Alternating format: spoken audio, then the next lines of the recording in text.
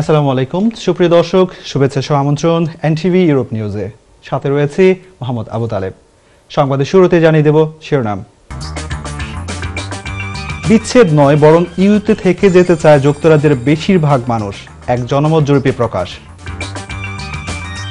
এবং প্রধানমন্ত্রী শেখ হাসিনা সহ নতুন সরকারের মন্ত্রিসভার ৪৭ জনের নাম ও দপ্তর বন্টন, নতুন মন্ত্রীদের শপথ আগামীকাল। শুনছিলেন শিরোনাম, এবার বিস্তারিত। প্রস্তাবিত ব্রেক্সিট চুক্তিটি পার্লামেন্টে যদি প্রত্যাখ্যাত হয় তাহলে যুক্তরাজ্য অচিহ্নিত অঞ্চলে পরিণত হতে পারে বলে সতর্ক করেছেন ব্রিটিশ প্রধানমন্ত্রী থেরেসা মে।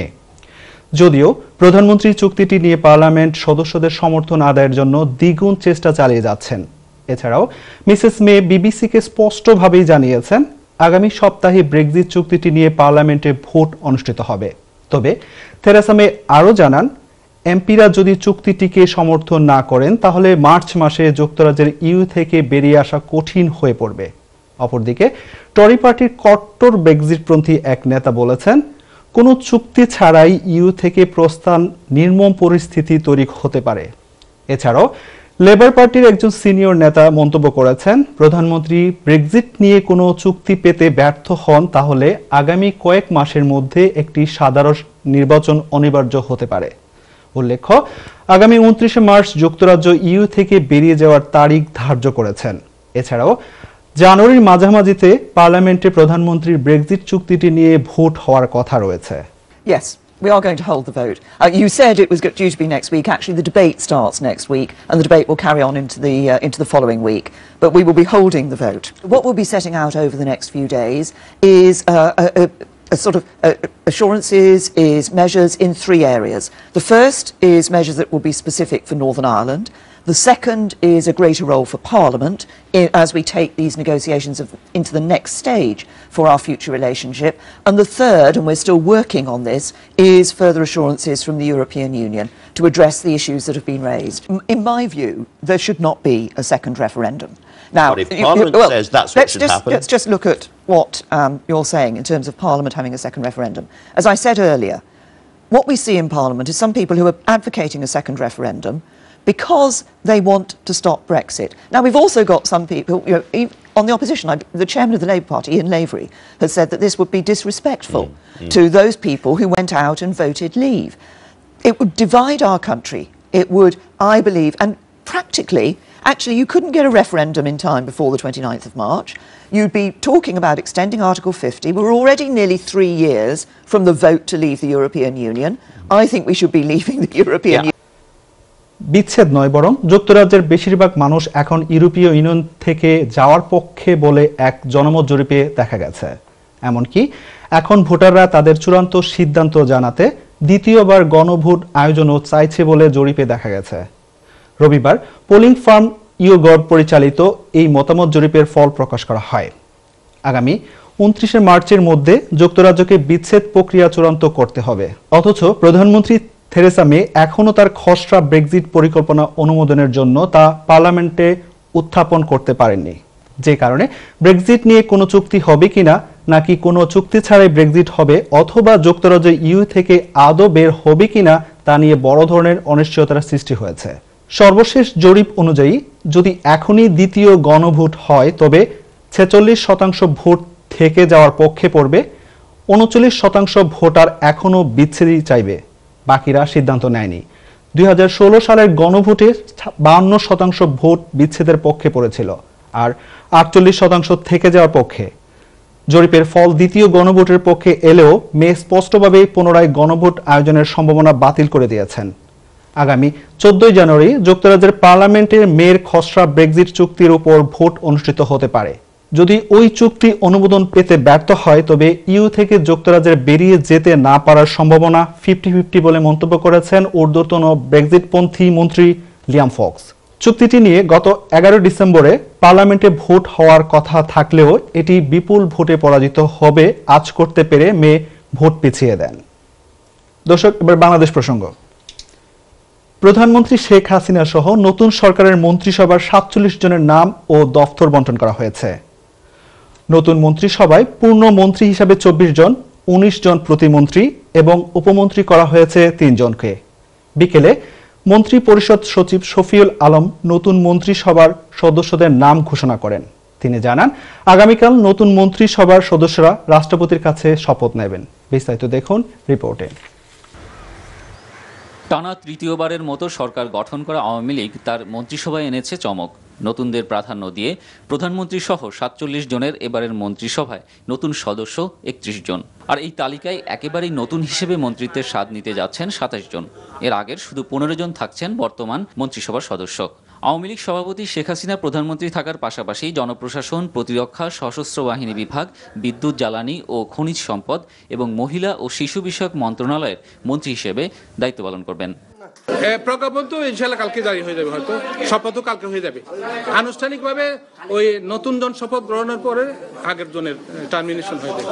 পূর্ণ মন্ত্রী হিসেবে যারা শপথ নিচ্ছেন তাদের মধ্যে আছেন সড়ক পরিবহন ও সেতু মন্ত্রী ওবায়দুল কাদের, আইন, বিচার ও সংসদ বিষয়ক মন্ত্রণালয়ের মন্ত্রী আনিসুল হক, স্বরাষ্ট্রমন্ত্রী আসাদুজ্জামান খান কামাল, তথ্যমন্ত্রী ডক্টর হাসান মাহমুদ, অর্থমন্ত্রী আহম মোস্তফা কামাল, স্থানীয় সরকার, পল্লী উন্নয়ন ও সমবায় মন্ত্রী মোহাম্মদ তাজুল ইসলাম, শিক্ষামন্ত্রী হিসেবে ডক্টর দীপুমণি, কৃষিমন্ত্রী ডক্টর আব্দুর রাজ্জাক, পররাষ্ট্রমন্ত্রী ডক্টর এ.কে. আব্দুল মোমেন, পরিকল্পনা মন্ত্রী এম.এ. মান্নান, শিল্পমন্ত্রী নুরুল মজিদ মাহমুদ হুমায়ুন, বস্ত্র ও পাট মন্ত্রী গোলাম দস্তগীর গাজী, বাণিজ্যমন্ত্রী টিপু মুন্সি, স্বাস্থ্য ও পরিবার কল্যাণ মন্ত্রী জাহিদ মালেক, খাদ্যমন্ত্রী সাধন চন্দ্র মজুমদার, সমাজ কল্যাণ মন্ত্রী নুরুজ্জামান আহমেদ, গৃহায়ন ও গণপূর্ত মন্ত্রী সম রেজাউল করিম, পরিবেশ, বন ও জলবায়ু পরিবর্তন মন্ত্রী মোহাম্মদ শাহাবুদ্দিন, পার্বত্য চট্টগ্রাম বিষয়ক মন্ত্রী বীর বাহাদুর উসই সিং, ভূমিমন্ত্রী সাইফুজ্জামান চৌধুরী এবং রেলপথ মন্ত্রী নুরুল ইসলাম সুজন।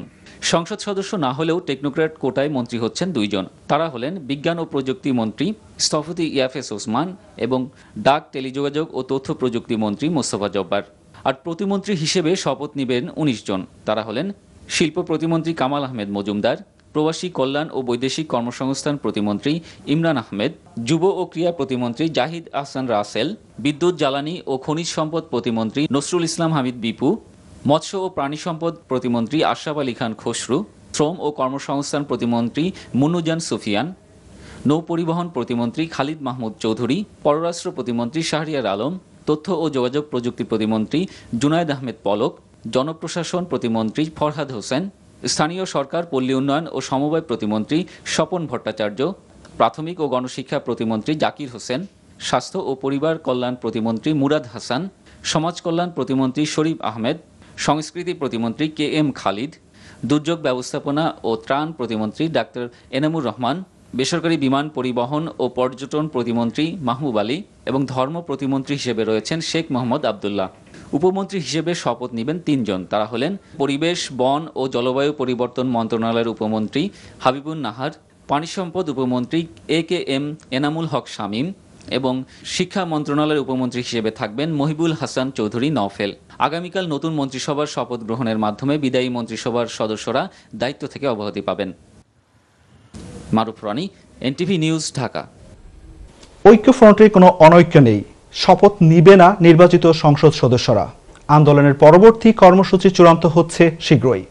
রাজধানী মতিঝিলে ঐক্যফ্রন্টের বৈঠক শেষে এসব কথা জানিয়েছেন ঐক্যফ্রন্টের নেতারা। বিস্তারিত দেখুন রিপোর্টে। ঐক্যফ্রন্টের আহ্বায়ক ডক্টর কামাল হোসেনের মতিঝিলের চেম্বারে বৈঠকে যোগ দিতে রোববার বেলা 11টার পর থেকে আসতে থাকেন ফ্রন্টের নেতারা। দুপুর 11:15টায় শুরু হয় বৈঠক। 2 ঘণ্টাব্যাপী চলা এই বৈঠকে আলোচনা হয় ঐক্যফ্রন্টের পরবর্তী করণীয় নিয়ে। বৈঠক শেষে বেরিয়ে গণমাধ্যমের সাথে কথা বলেননি ফ্রন্টের মুখপাত্র বিএনপি মহাসচিব মির্জা ফখরুল ইসলাম আলমগীর। পরে শপথ নিয়ে সৃষ্ট বিভ্রান্তির প্রসঙ্গে কথা বলেন গণফোরামের সাধারণ সম্পাদক। এই নির্বাচন অগ্রহণযোগ্য এবং আমরা অবিলম্বে একটা নিরপেক্ষ সরকারের অধীনে নির্বাচন চাই, এটা পরিষ্কার বলে দেওয়া হয়েছিল। সুতরাং এই নির্বাচনে আমাদের কেউ শপথ নেবে এই ধরনের কোনো কথা ঘুণা করে কামাল হোসেন বলেননি। এইটা প্রেস রিলিজ অলরেডি আমাদের চলে গেছে, পরের কথা আমি বলতে পারি না। এখন পর্যন্ত আমরা এই ধরনের কোনো কথা বলি নাই, যেটা পত্রিকা এসছে সেটা ভুল বশত চলে আসছে। ঐক্যফ্রন্টের সিদ্ধান্ত, ঐক্যফ্রন্টের কেউ শপথ নিচ্ছে না।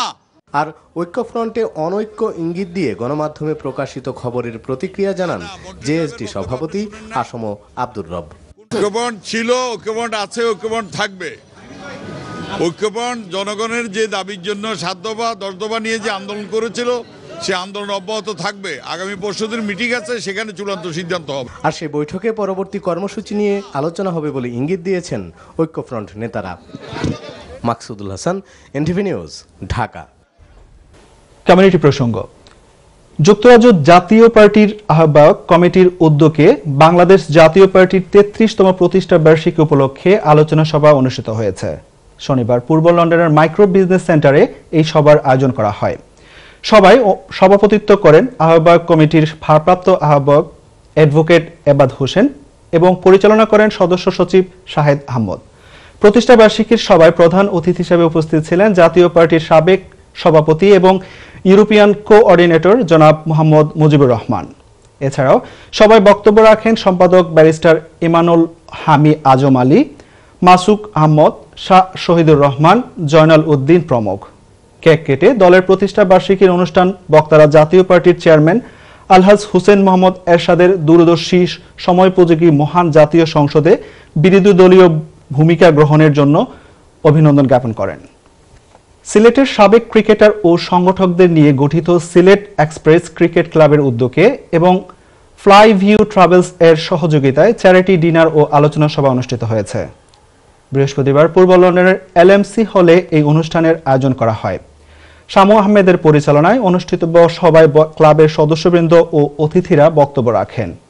অনুষ্ঠানে সংগৃহীত অর্থ দিয়ে সিলেটের ছিন্নমূল মানুষের মাঝে শীত বস্ত্র বিতরণ করা হবে। অনুষ্ঠানে আগত অতিথিবৃন্দ ক্লাবের এই ধরনের সমাজসেবামূলক উদ্যোগের ভূয়সী প্রশংসা করেন।